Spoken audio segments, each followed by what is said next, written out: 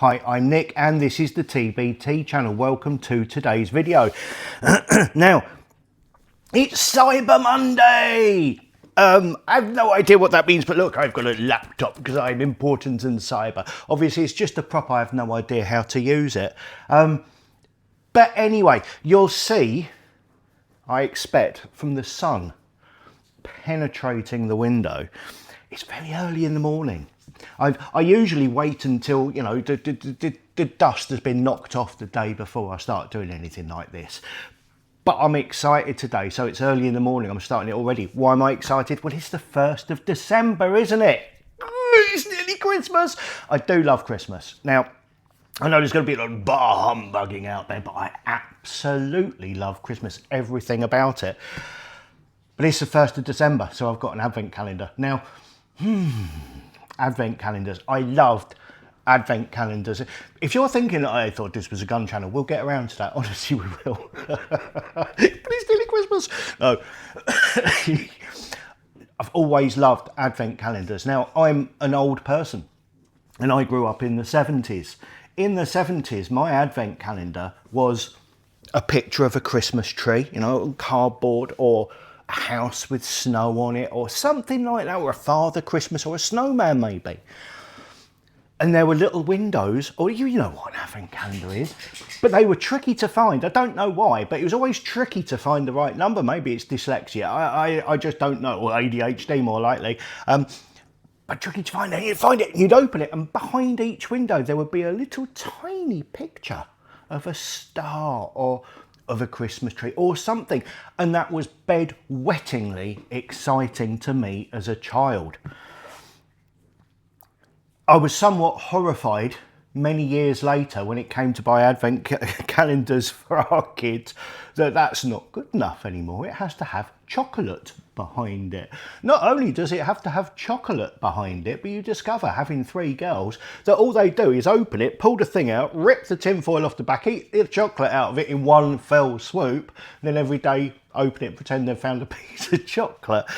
But that kind of defeats the object to me. The baby Jesus wasn't born so we could eat chocolate. So every year, Karen and I get each other advent calendars. This year, Karen's one is one she chose herself, actually. It's got little wooden jigsaws by Wetherspoons. Wetherspoons, who's it by? Wentworth. Wentworth. These posh little wooden jigsaw things, and every day's got a little miniature jigsaw in it. Which is nice, because the best thing about it, which I discovered, is very expensive, but Wentworth jigsaw puzzles are expensive, but she can use it again next year. Just put them all back in the box, and there it is, because it's in a lovely display thing. But she got me an advent calendar. Now, over the years, I've had chocolate ones. I'm not that fussed on chocolate, I'll be honest with you. I've had beer ones, different bottle of beer behind every window. It's a great start to the morning, I can tell you. Even ones with bottles of wine, although they were only half bottles of wine or miniature bottles of wine. But this year, she has excelled herself. And that's the main reason I'm doing this early. So I want to open my advent calendar, but I wanted to show you. It's a dried sausage advent calendar. Behind each door on this is a delightful piece of dead pig that has been dried to perfection. Now, I can't tell. The only thing, like, if I'm going to mark it down for anything, the only thing I'm going to mark it down for is it's in numerical order. There's no challenge in that, even for me. But let's see what we have behind number 1. Oh, now, here we go. Double bubble. I have not 1, but 2 sausages. And if I look on the back, it might tell me. I expect somewhere it tells you what ones these are. But anyway, I'm going to put those aside. I'm not going to eat them on camera because I'll end up chewing them for 10 minutes. You don't want to watch that, but there you go. Idea for next year. Absolutely lovely. So, what am I on about? Cyber Monday. Cyber Monday. Right, other news. It is early. I need more coffee. Other news. Last week, I spoke to you about changing our postal service, going from Royal Mail to DPD. Now, thank you to everybody who responded to that, and my God, did you all respond to that? Absolutely fantastic. Overwhelming response. I think there was somewhere in the region of 80 people who said yes, go for it, and 2 people said no, I'm not fussed either way. So guess what? We're going to be giving DPD a go. Now, because of you lot, this is the thing, this is the power of you, the consumer. DPD saw that video and they've read your comments and they said, maybe we can do something on the price. So, not guaranteeing anything, but it looks like I might not even have to change the price after all that, after that big faff of the video and oh, what should I do? Conscience of crisis. They've looked at it and thought, geez, look at his customers. Okay, they're having another look. So honestly, from the bottom of my socks, thank you for that one. On the subject of pricing, we are keeping the prices the same. I think I alluded to this in the previous video until the 1st of January. We went VAT registered in April of this year. We didn't put the price up and made the decision to soak up the cost of that for the first, well, for 2025. So there will be an increase in prices from January next year. It won't be massive. It'll be less than the VAT I'm having to pay. So it's going to bring it up a little bit, but when you look at the net figure, it'll be lower than it was on the 1st of January 2025. So there you go. Be aware of that one. If there's things you're thinking, oh, I want to get it before the 31st of December, 1st of January next year, and it will be a little bit cheaper. Now, look at all this tat I've got in front of me.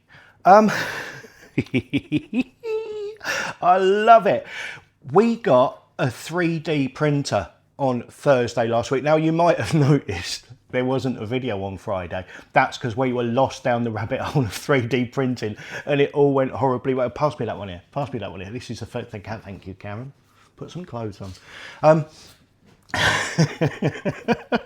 That's the first thing we printed. Look at that. It was just a little file that was already on the printer. A little tugboat. Who doesn't love a tug? And that is awesome. And then it just kind of went bonkers. Now, I've made these rather attractive stands for my revolvers, as you will see here.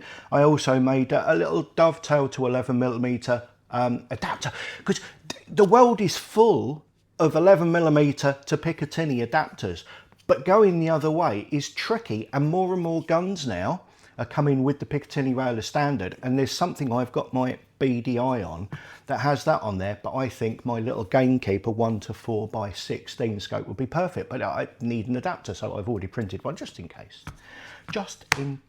And also printed for the black powder guns.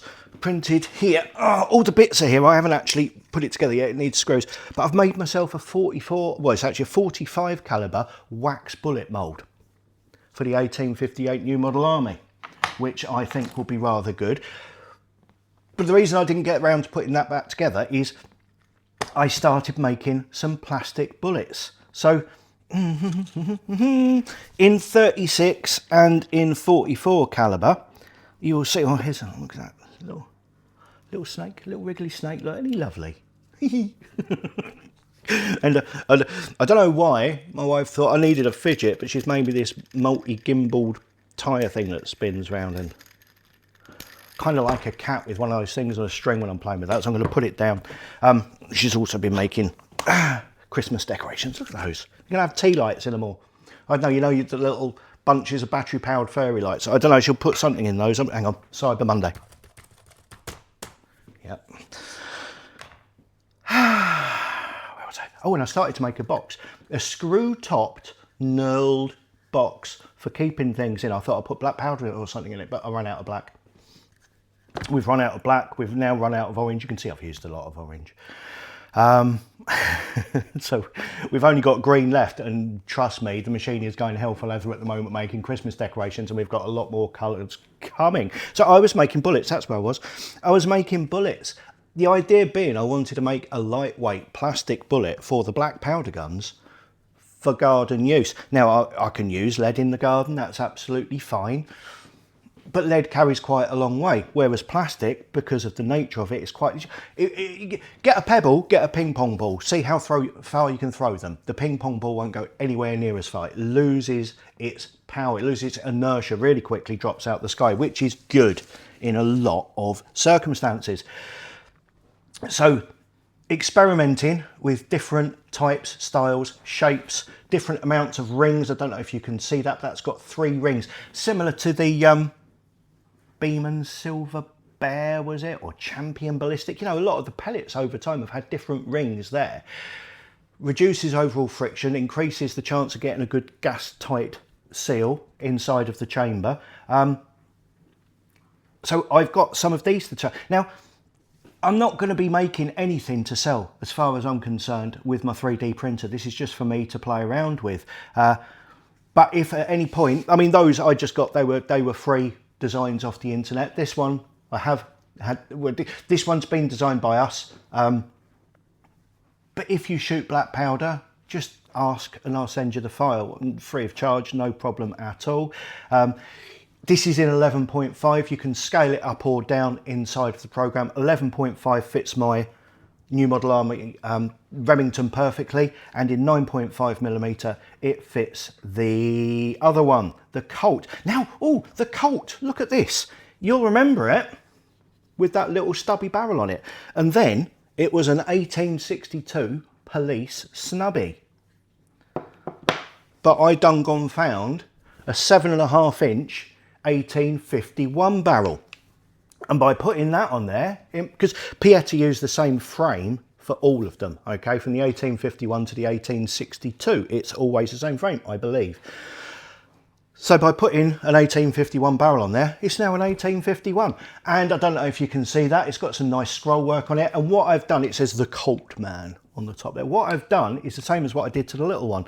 I put it in vinegar for an hour, took all the blacking off of it, I put it on the linishing machine, took all the stampings off the side of the barrel there, and now I think that looks like a lovely 1851 with the option of using it as a police snubby 1862 just by knocking out the pin, replacing the barrel. So we will be testing that. Other things what I have made, God, I keep seeing the sausage, the sight of me sausage is putting me off. Is it putting you off as well? What I have made is scoops. Now, if you're into black powder, you'll know that when you're measuring your powder, you do it by volume, not by weight. So I printed off a set of scoops for scooping black powder for loading, and a little stand to put my scoop into there. It's Cyber Monday, it's all technical. So what I'm going to do, what I am going to do actually is,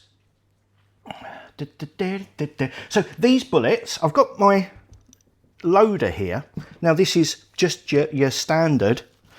You can load bullets in the guns on these. They've got the lever underneath to do it, but it's quite difficult, quite awkward. You need a stand to put it in. So the preferred method, especially with the New Model Army Remington, because the cylinders come out so easy, is you get one of these presses and you put everything in the press and you press it down and it's all groovy and lovely, and you can load each one individually. If you shoot black powder, you'll know the last thing you want in a black powder gun is a void betwixt bullet and powder. It needs to be on the floor. No, it doesn't need to be on the floor. It needs to be pressed down onto the powder. Otherwise, it can create a dangerous situation. Now, not so dangerous with plastic. Let me just actually weigh one of these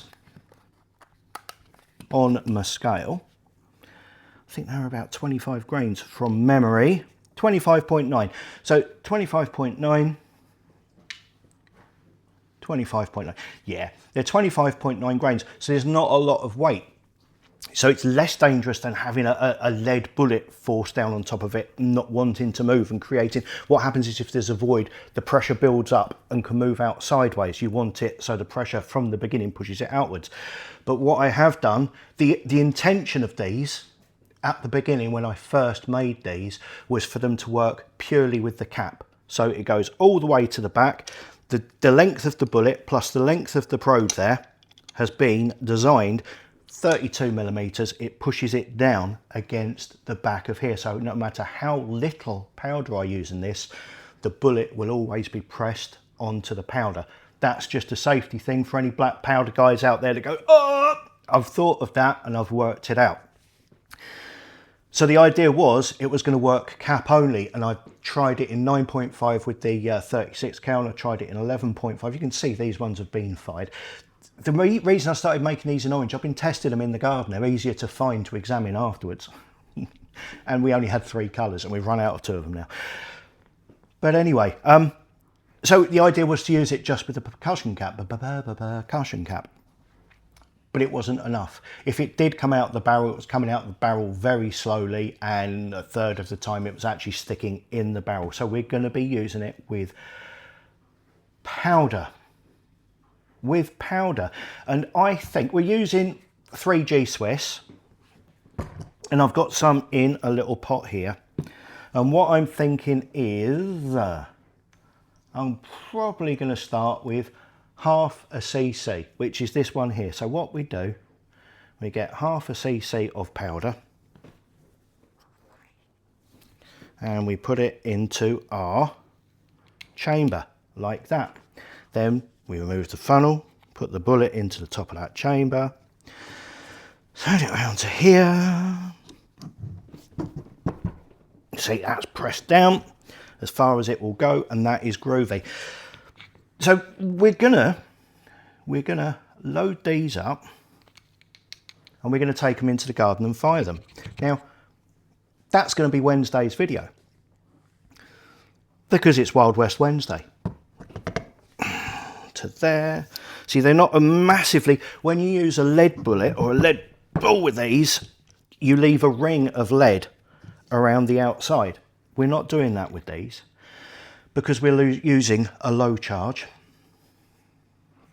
I don't know, we'll see how they fire.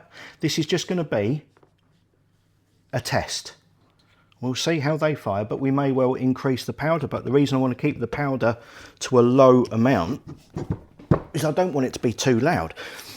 The garden is 70 metres long, which means if I think of my tangents, 70 metres to there on the hypotenuse to either neighbour, it's going to be closer to 100 metres with trees in the way. So I'm thinking 100 metres away. Can't remember if I put any powder in that one. Sorry, I'm talking. Should never talk or get distracted while you're reloading. 100 metres away, there wasn't, by the way, shouldn't be too loud. Certainly this time of year they'll be in the house, not in the garden anyway, so I won't be disturbing people. I don't want people disturbed. I'm disturbed enough. Put that into there. Put me charge in. So if I can get enough power for knocking over tin cans, and accuracy, because this is another thing, we don't want them tumbling as they come out. It's got to be accurate enough at somewhere around 10 metres that I can shoot tin cans, because, you know, you remember Tin Can Alley? That's what this is. It's just a grown-up version of it, that's all. Knocking over tin cans with my 6 gun. Really looking forward to shooting that 1851, well, 1851 as is now, 1862 until Friday. There we are. That into there. So this is 0.5, you know, I'm keeping a track of this by telling you. If I can't remember what size it was next time, I'll just come back and watch the video and it will remind me. So on Wednesday, you can come back and see what happened with these. Also on Wednesday, I meet my friend Sean down at the shooting range, where we're going to be shooting some lead bullets out of various things. I'm not sure what yet. I haven't decided. Maybe I'll take some of these with me. I don't know. But that's it. So we've covered the postage. Thank you for that. We've covered, it's nearly Christmas, advent calendars and dried sausage. Black powder, 3D printing. If there's anything you think, now, one thing I am thinking of making on the 3D printer is pellet seating tools. We did them in brass years ago, but the company, unfortunately based in Barnstable, because it was when I lived in Marronchurch near Bude, the company who made them for us in Barnstable went bust during COVID. That tells you how long ago it was we made those, and we've not had any made since. Now, we've asked, but the cost has been prohibitive. So I'm thinking if I can make some of those, because we can't make anything that goes inside of the gun out of 3D printed. What we use, you'll probably already know this, is after my accident, I was at Le Mans, and we are now, the long and short of it is, we are now having our kits, our new F1 kits, made by British Motorsports components manufacturer, designed and made those for us. So the materials that are in that are a little bit special. Even I don't know exactly what they are. They said I don't need to worry about that. So nothing that you can 3D print is going to survive inside of there. So it's not going to be any of that, but any kind of peripheral tat, just let me know if there's anything you think I should make. And that's it for today. I'm going to go outside and make some noise. And then when I get some more plastic, I'm going to make some more toys. Thank you very much for watching. Please like, subscribe, hit notifications. I'll speak to you next time. Goodbye.